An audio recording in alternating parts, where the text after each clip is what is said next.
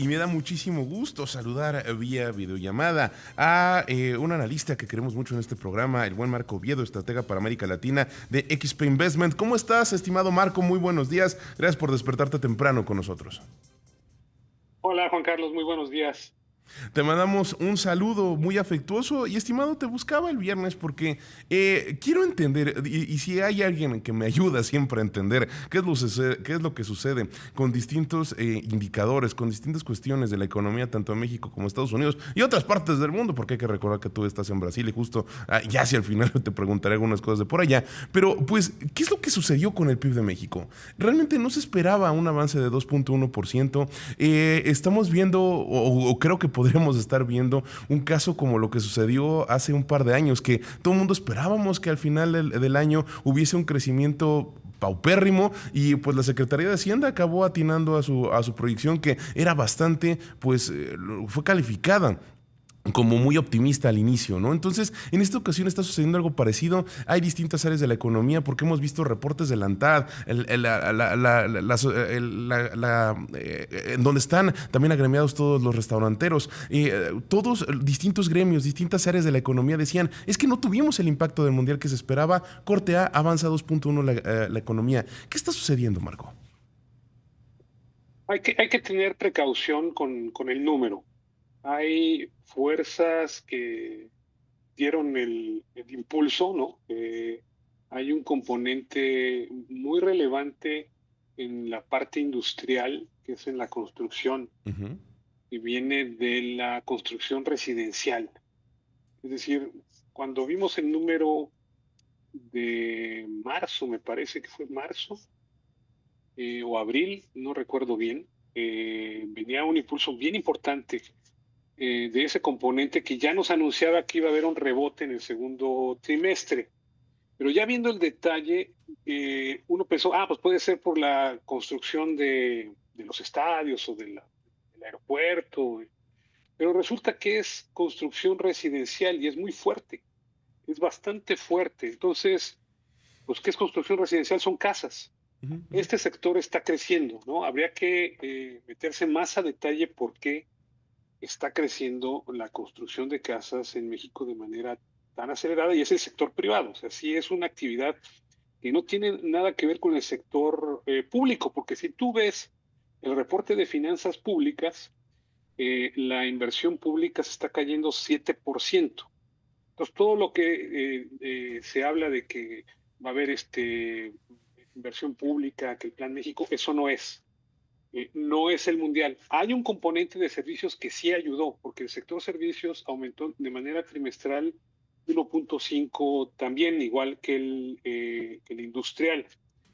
Y hay otro componente que es el sector externo que creció muy fuerte, las exportaciones, sobre todo las que tienen que ver con electrónicos, están siendo impulsadas de manera muy importante. Entonces, yo te diría que son sectores muy específicos. Ahora, todo el tema de demanda sí está débil. El crecimiento del consumo es alrededor de 1% anual, no es tan alto. Entonces, yo te diría que podemos ver una caída de estas actividades en el tercer trimestre porque no son componentes que vayan a crecer de manera sostenible, no que tantas casas se pueden construir si no hay crédito, si no hay empleo bien remunerado, que crezca de manera sostenible, porque el empleo no está creciendo, empleo formal, ¿no? Creo que pueda comprar casas, pues, no está creciendo, ¿no? Ese es otro indicador que nos podría dar una certeza de qué es lo que está pasando con la economía mexicana, ¿no? Habría que meterse más a detalle y tener más información. Ahora, Los autos, por ejemplo, autos, venta de autos sí está aumentando de manera más o menos favorable. Ese te da un poco de color de que, bueno, probablemente las cosas no están tan mal como uno pensaría. Es decir, cuando vimos el dato de enero donde se cayó la economía 0.9%, pues cuando nos empezamos a alarmar, ¿no? ujú. Después se recuperó en febrero un poco y en marzo más o menos, y vimos este dato, bueno, las cosas no están tan mal. Pero, por ejemplo, antes de esta entrevista estaba revisando los números si bien nos vamos a crecer entre 1.2, 1.5, pero fuera del 2,5 que traía de Hacienda, a menos que tengamos otro trimestre maravilloso en el tercer trimestre, pero yo lo veo difícil. Y justo, insisto, estas son cifras preliminares, nos da un buen panorama porque tienen el 80% de los datos, pero justo el viernes le preguntaban a la Secretaría de Hacienda y su economista en jefe decía, pues es que nuestro panorama es que mínimo vamos a crecer 1.5% y si, Ujú, de hecho ujú. si se contrae, ¿no? En el tercer y el cuarto trimestre la economía es cuando veríamos un escenario más allá o fuera de esta expansión. Entonces, quisiera entender más o menos ¿por qué está viendo este panorama el de 1.5%? ¿O crees que tú qué crees que está observando, Marco? Y esto, yo sé que todavía al no ser la cifra final, pues a lo mejor no te mueve tus proyecciones, pero ¿tú qué estás viendo específicamente hacia los siguientes trimestres? El 1.5 se daría si regresamos en el segundo y en el tercer trimestre a un crecimiento tendencial de muy poco crecimiento. Es decir, yo creo que el economista de Hacienda, a quien conozco muy bien y es amigo mío, está considerando un crecimiento moderado en los siguientes trimestres, que tampoco es muy halagüeño, es decir, que la inversión se mantiene con paso modesto, pero no se contrae efectivamente. Yo sí esperaría alguna contracción porque todavía hay elementos que no se han resuelto. Uno de ellos es el tema del TEMEC. Y otro, te digo, nuevamente, la fuente de crecimiento en el segundo, mucho fue este tema del residencial. Digo, tú construyes un inventario de casas, pues necesitas venderlas.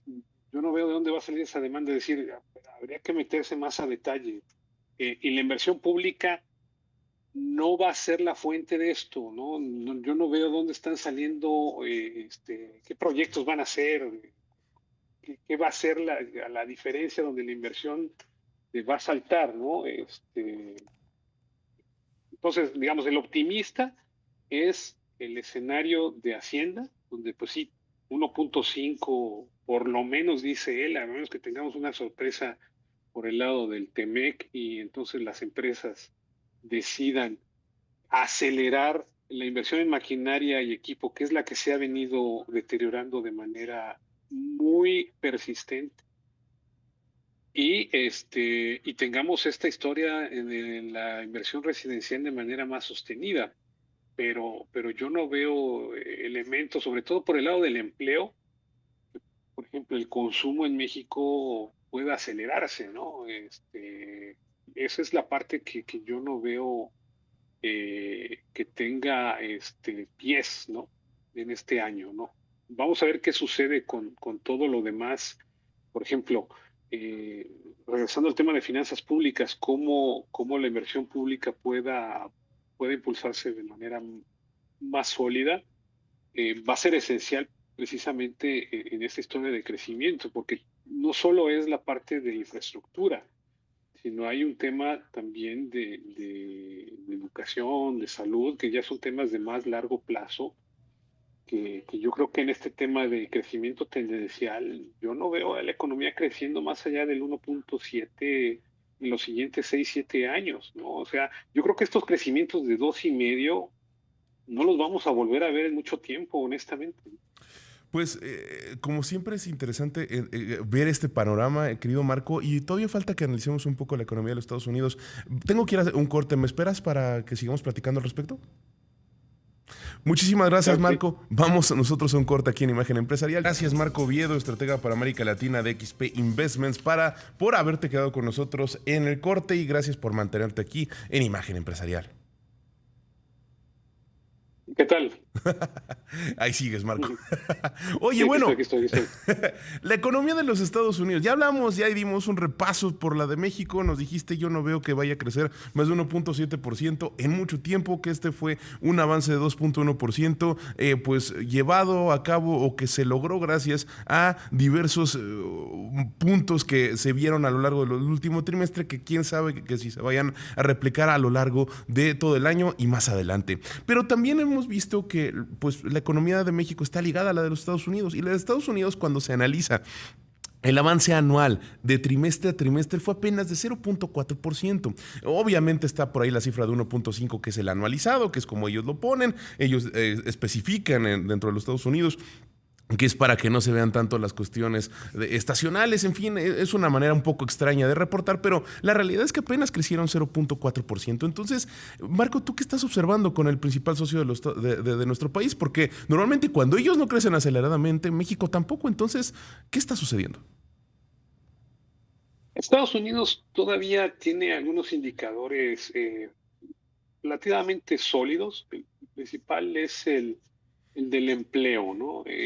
Hay, como digo, haciendo paralelo a lo que estábamos discutiendo de México, yo lo que veía en México era que el empleo no estaba creciendo de manera saludable, contrario a lo que está pasando en México. En Estados Unidos está creciendo mejor, ¿no? Ahí ese es el tema de la Reserva Federal, ¿no? Que ahí el empleo, si bien no está creciendo muy fuerte, tampoco está débil. Y la debilidad quizá está viniendo por el hecho de que, y muchos analistas lo que dicen, es que hay como que dos economías, ¿no? Está la economía de aquellos consumidores que todavía tienen espacio para seguir gastando y otros que ya están viendo algunas presiones por el lado de su bolsillo, ya se están endeudando un poco más. Se habla también del mercado residencial allá, que es mucho mayor al de México. Está llegando a una crisis de solvencia, no de solvencia, de affordability, es la palabra en inglés, de la palabra en español, pero es que ya no alcanza para comprar una casa porque están muy caras y eso podría generar a que los precios caigan más adelante. A lo mejor ya estamos viendo los primeros indicios de una desaceleración un poco más clara, también por el hecho de que los precios de la gasolina aumentaron en los últimos 4 meses y eso directamente impacta el bolsillo de la mayoría de los estadounidenses que en lugar de gastar en otras cosas, pues tienen que gastar más en el tanque de la gasolina, que como lo sabes es un componente muy importante en algunas ciudades de allá, ¿no? Entonces, yo creo que es un poco eso, es un poco la resaca de que hubo un impacto en los energéticos y dos, de que hay factores que ya están impactando en el gasto de las familias. Entonces, va a ser cuestión de que tanto esa fuerza de que el empleo todavía está bien porque las empresas están invirtiendo, sobre todo estas empresas que todavía tienen perspectivas de crecimiento por toda esta innovación de inteligencia artificial, de que se ven perspectivas de crecimiento hacia adelante, y eso genera empleo y la gente pues sigue ganando dinero a pesar de que los precios aumentaron y que pues esto pues, se ve apretado precisamente por ese otro factor. Entonces estamos viendo esas dos fuerzas que se están contrabalanceando eh, y al final yo creo que vamos a ver una desaceleración un poco suave, ¿no? Y por eso la Fed pues, está siendo muy cautelosa y no está pensando todavía en hacer una subida inminente, ¿no? Esa es la discusión, ¿no? Pero yo creo que el punto 4 es equivalente al 1.2, el 1.5 de México, es decir, México creció 3 veces más, ¿no? Que es engañoso nuevamente por el tema de los factores que te digo, y el vínculo sigue siendo el sector externo, ¿no? Es decir, mientras el consumo en Estados Unidos vía todo este tema de inteligencia artificial, electrónicos, autos, etcétera, sigue estando bien, México va a tener ese canal relativamente estable. Es una realidad lo que comentas y el gasto que han comprometido empresas, los hyperscalers, ¿no? Amazon, Google, Microsoft, en fin, todos ellos en cuestiones de inteligencia artificial es impresionante y ahí va a tener una parte que va a seguir moviendo la economía de los Estados Unidos en los siguientes años. Y México, por ahí hay algún muy buen análisis de la Fed y Minneapolis, si no mal recuerdo, que es que justo México ha sido uno de los ganadores porque hay ciertos componentes, ciertas cosas que han estado importando en la Unión Americana, que México se ha aprovechado de esa área. Entonces, pues también puede ser una vía que apoye a ambas economías hacia futuro. Pero bueno, saliéndonos un poquito de este tema y viendo un poco más hacia los terrenos donde tú estás, todos los días vemos o cada semana vemos información acerca de cómo se vienen las elecciones en Brasil, la economía más grande de América Latina. Cuéntanos qué estás viviendo tú por allá. Por ahí se ve que Lula está ganando terreno frente a Bolsonaro. ¿Qué es lo que estás observando? ¿Qué es lo que se dice? ¿Y cómo puede afectar hacia el desarrollo de la región? Bueno, hoy salió una encuesta nueva donde ese margen, bueno, venía ampliando el margen Lula contra Bolsonaro. Hoy salió una encuesta nueva donde ese margen se volvió a reducir. El problema que tiene Lula es que, bueno, todo este tema de los precios de los energéticos y los alimentos no le ayuda. Eh, la gente al final de cuentas vota con el bolsillo aquí y en Estados Unidos y en México. Entonces, Si esas cosas no viene bien, pues se siente molesta con el gobierno actual. Eh, la economía, si bien el gobierno la ha tratado de impulsar con mayor gasto, están gastando demasiado. Es decir, Brasil tiene un problema fiscal muy importante, muy grave, pero estos gobiernos utilizan el gasto fiscal precisamente y infelizmente para ganar elecciones, no es una realidad en muchos países, y van a tener que enfrentar, gane quien gane, el siguiente gobierno va a tener que ajustar las cuentas fiscales, pero por lo pronto están gastando, entonces la economía está luchando contra un mayor gasto y una economía de personas que no tienen dinero porque están pagando deudas familiares y están enfrentando mayor gasto de alimentos, entonces, y el empleo que no viene tan bien tampoco. Entonces, es una situación no tan favorable eh, para Lula. Y lo único que le beneficia es que infelizmente también el candidato de la derecha, Bolsonaro, no es el mejor candidato, ¿no? Él también tiene un pasado político no muy limpio, se le relaciona con muchos escándalos, tiene toda esta aura de que son un partido de derecha medio familiar, un poquito con tintes así de escándalos y corrupción. Entonces, hay una animadversión de muchos votantes contra ellos y hace que sea una elección muy dividida, que seguramente va a ser por muy pocos votos y nuevamente el riesgo de que se vea una, una crisis política está ahí, ¿no? Yo creo que se va a definir en segunda vuelta y nuevamente por muy pocos votos y en la medida en que estos factores, gasto fiscal contra nivel de vida y qué tanto peguen los escándalos, es lo que va a definir si Lula tiene un cuarto mandato o no. oye, y hablando de cuestiones económicas, ¿cómo les está yendo en Brasil? Ya mencionabas lo de los energéticos, eso puede afectar precisamente al consumo, como lo hemos visto en todas partes del planeta. Ahí hay latentes problemas internacionales que están afectando a todas partes, pero ¿cómo le está yendo a Brasil? ¿Qué es lo que se espera en este segundo trimestre y hacia el tercero y cuarto? Bueno, al principio del conflicto de Irán, el gobierno, como en México, pudo contener por un tiempo el alza. Como esto tiene un costo fiscal, lo ha estado retirando de manera gradual. En este momento lo ha estado quitando. La inflación está alrededor del 4.1, si mal no recuerdo. Su objetivo es más o menos ese, pero la tasa de interés, por ejemplo, está en 14%, ¿no? Es un nivel, una de las tasas más elevadas del mundo. Y eso es lo que mantiene la economía totalmente atorada, ¿no? Y es lo que casi está cercana a una cuestión que en economía llamamos dominancia fiscal.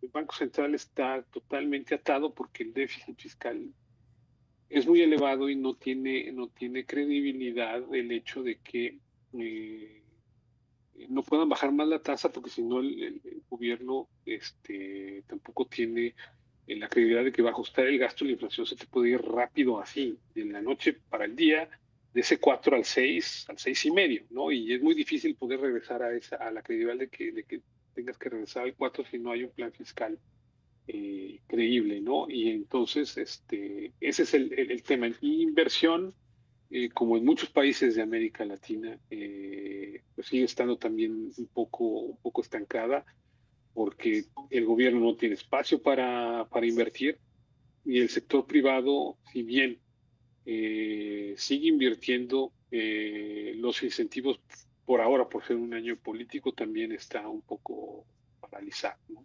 Entonces, está creciendo más que México, pero precisamente porque el gobierno, a diferencia de lo que está haciendo México, está gastando más, pero nuevamente no es sostenible porque pues, el próximo año va a tener que ser el agua.